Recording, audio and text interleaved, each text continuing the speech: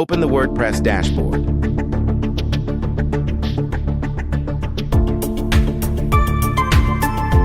Go to Analytics. Click Stock.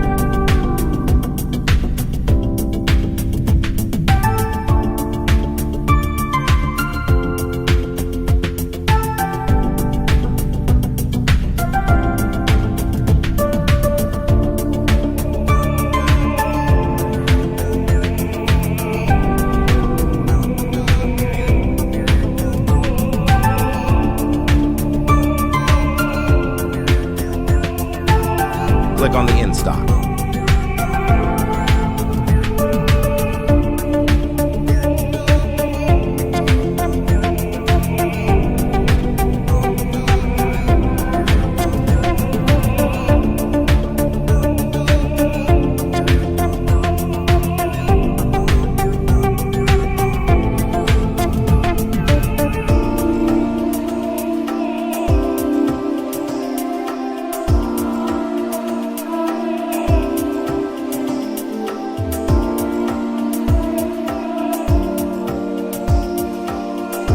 Click the link in the bio to sign up WPLearning101.com and start learning WordPress today.